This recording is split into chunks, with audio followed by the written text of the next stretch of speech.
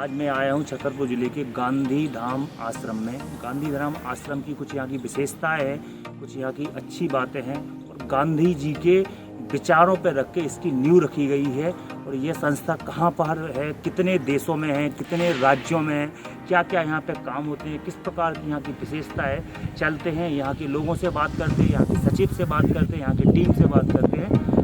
हम आपसे मिलाते हैं पूरी आपके यहाँ के बारे में जानकारी।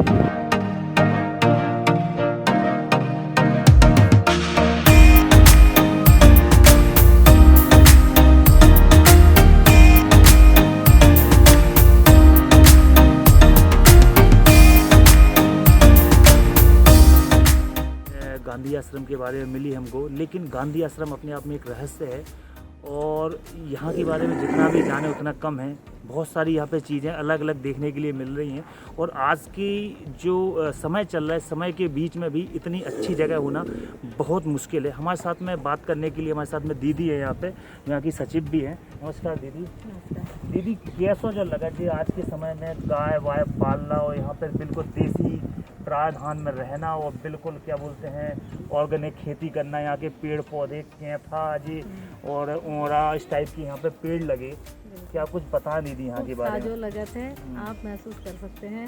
हम लोग तो अब इसमें जीवन ही जीते हैं। हम यहाँ आने के बाद हमको लगा जो बुंदेलखंड की परंपरा और यहाँ की जलवायु में जो सूट होता है उसी को लेकर जीवन जीना चाहिए।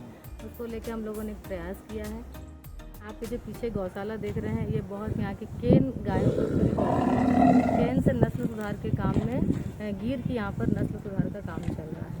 और गायों का प्रकृति के साथ और खेत के साथ बहुत रिश्ता है। मनुष्य का प्राणी के साथ और प्राणी का इंसानों के साथ और नेचर के साथ, उस रिश्ते को समझ के ये पूरा परिवेश में जीने का हम सब प्रयास करते हैं। इस तरीके से चलता है क्योंकि जो गाय यदि होगी तो हमारी धरती समृद्ध होती है और समृद्ध होने से जो हम लोग अपने लिए अनाज या भोजन उगाते हैं वो बहुत ही पौष्टिक होता है।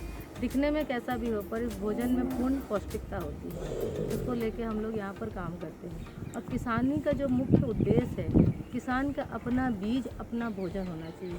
तो यहाँ पर कोई भी खेती जो है सिर्फ कैश क्रॉप के लिए नहीं की जाती। और ये संदेश हम हर किसान को देना चाहते हैं कि सबसे पहले वो अपना बीज बचाए, अपना भोजन उगाए, उसके बाद जो एक्सेस हो, ज़्यादा हो आवश्यकता से, वो हम लोगों को दें। पर कहीं ना कहीं आज के दौर में किसान जो है कैश क्रॉप की खेती करता है और हर चीज़ बाज़ार में पैसों से लेने के लिए खड़ा होता है। इसलिए कहीं ना कहीं किसानों के लिए भी मुश्किल खड़ी होती है। तो ये जो गांधी स्मारक निधि है, इस खेती के माध्यम से, ये डिज़ाइन के माध्यम से किसानों को ये हर समय संदेश देती है और ये हम सब समझ सकते हैं इसको। इसीलिए यहाँ पर किसानों का ट्रेनिंग प्रोग्राम बीच बीच में हर समय यहाँ कराया जाता है। मैंने यहाँ पे देखे हैं गाय के अलावा भी और भी यहाँ पे जानवर है, तो यहाँ पे कितने प्रकार के और भी जानवर हैं या गाय है, कितनी गाय हैं यहाँ पे, और जो यहाँ का दूध निकलता है तो वो उसका हम आगे क्या इस्तेमाल करते हैं इसका? अच्छा, जानवर का प्रश्न कितने प्रकार के, तो हम बहुत किसी को छेड़छाड़ नहीं करते। इस नेचर में हर समय अपने प्रकार के पशु पक्षी आते रहते हैं और जाते रहते हैं, पूरक है एक दूसरे के। गाय जो है ये हमारी 5 गाय की गौशाला से 50 गाय की गौशाला बनी है यहाँ पर। अब रहा दूध का प्रश्न, तो जो शहर की ज़रूरत जिनको है, किसी के यहाँ बुजुर्ग है, किसी के यहाँ बच्चा है छोटा और लगता है कि हमको गाय का दूध चाहिए है, तो वो लोग आके यहाँ से लेके जाते हैं। पर दूध की मात्रा हमारे यहाँ कोई बहुत बड़ा डेयरी जैसा नहीं है, जितना होता है उतना हम लोगों के साथ में शेयरिंग करते हैं।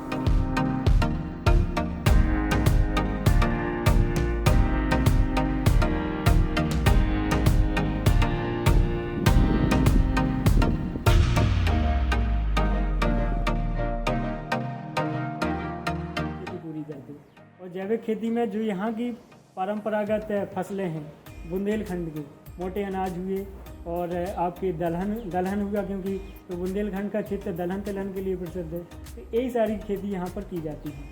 लेकिन ख़ासतौर से जो किसानों के साथ बात हुई, क्योंकि आज का जो समय आ रहा, हम एक अंधी दौड़ में भाग रहे, तब किसान क्या कर रहा, लागत के कारण आत्महत्या कहीं कुछ कर रहा। तो इस संस्था के माध्यम से जैविक खेती की प्रत्येक वर्ष किसानों को ट्रेनिंग दी जाती है और किसान यहाँ से बहुत सारी प्रेरणा लेके अपने यहाँ खेती करते भी हैं। हम लोग भी उनके साथ जाके उन्हें बताते कि आप ऐसे करिए। तो यहाँ के माध्यम से न केवल बुंदेलखंड बल्कि यहाँ नेपाल तक के किसान आते हैं और हर साल जैविक खेती की ट्रेनिंग लेकर जाते हैं और करते भी हैं।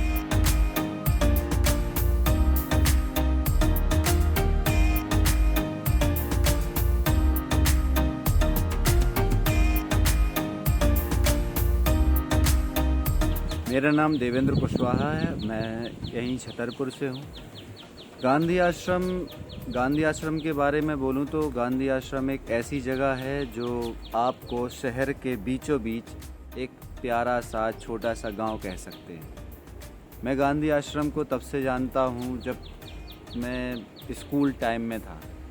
स्कूल के साथ धीरे धीरे मैं जब गांधी आश्रम के अंदर आया तब मैंने देखा कि ये तो एक छोटा सा परिसर लगा। जब गांधी जी को देखा कि हाँ गांधी जी की बातें होती होंगी, लेकिन फिर मैं धीरे धीरे जैसे गांधी आश्रम के अंदर प्रवेश किया तब देखा मैंने कि ये तो एक पूरा गांव है, शहर के बीचों बीच घिरा हुआ।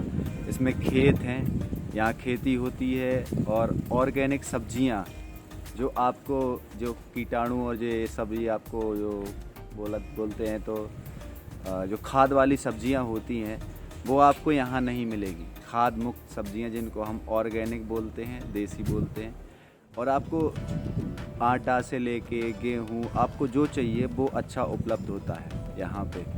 और मेरा जो अनुभव रहा है, मेरे अनुभव से तो ऐसा है कि यहाँ पे एक शांति है। आप जब कभी परेशान होते हैं तो आपको यहाँ पे पेड़ मिलेंगे, और यहाँ एक बरगद का पेड़ है बहुत पुराना। आप इसके नीचे बैठेंगे तो आपको बहुत सुकून महसूस होगा।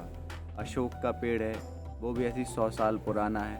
और इतना ज़्यादा तो नहीं गांधी आश्रम के बारे में जानता है कि इसकी स्थापना कब हुई या ये किस उद्देश्य से बनाया गया।